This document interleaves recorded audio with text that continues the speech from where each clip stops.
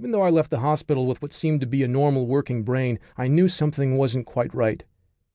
Due to the lack of oxygen flow to my brain during my SCAs, I couldn't stay focused and even found myself suffering from clinical depression. It wouldn't be until much later, after being diagnosed by Jeff Ricks, MD, one of the world's foremost experts on mass trauma management, that I would discover I had battled what is known medically as mild brain trauma. But at that moment, I just knew that the way my brain was not working for me. Up until my incident, I had been working as a personal trainer for 10 years and had been working extensively with NFL and NBA athletes in their off-seasons. During that time, I trained both myself and my clients using very strict routines, carefully planned workouts designed to prevent plateaus by gradually changing the intensity, specificity, and volume over the course of 12 to 20 weeks. The diets I relied on were even more complicated, involving 3 separate 12 to 20-week phases.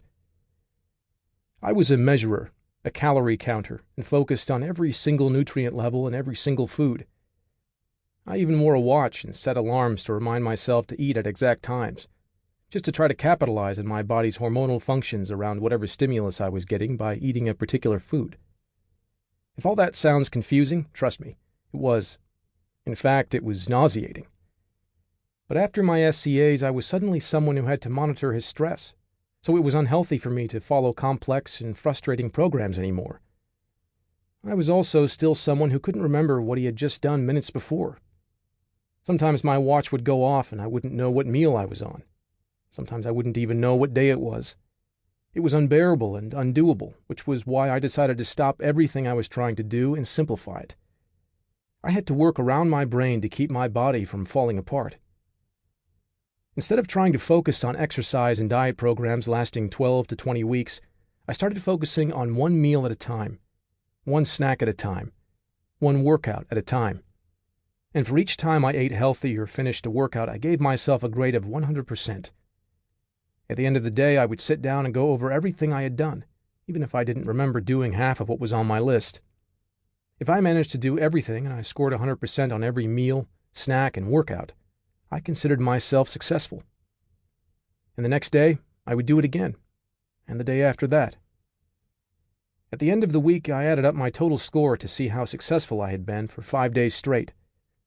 After 5 consecutive blocks of 5 days, I added up my score again, just to have a sense of the past month. Eventually, as my short-term memory slowly returned and my depression lifted, within months, I was a changed man, both physically and mentally. I was imminently aware that something felt better about the program compared with methods I had used in the past. Beyond getting back into incredible shape, the first thing I noticed was how calm I became. I was no longer as worried about how my meals were balanced, and I stopped weighing and measuring everything. Instead, I took an eyeball approach with all my servings. I knew I was still eating healthy, but I took a very general preventive health approach to my diet, instead of the very strict hardline approach I had been used to following.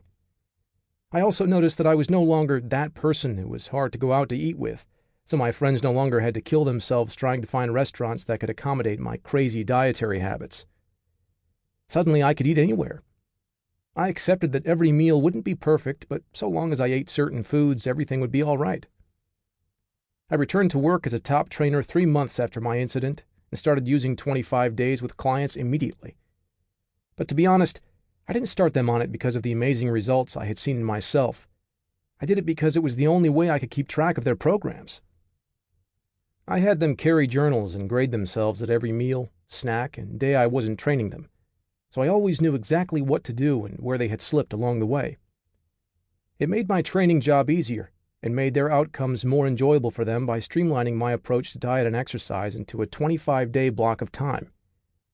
By having them focus on what really mattered to get results and asking them to grade themselves each day, it left my clients feeling equally relaxed and as if they were kicking life in the ass each and every day. And then an interesting thing happened.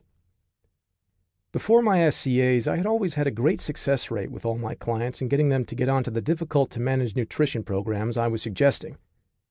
But even though I had a really high success rate, it wasn't maintainable practically in a real-world situation. Suddenly, my clients weren't just hitting their fitness and weight loss goals faster and more often. They were making positive changes within others.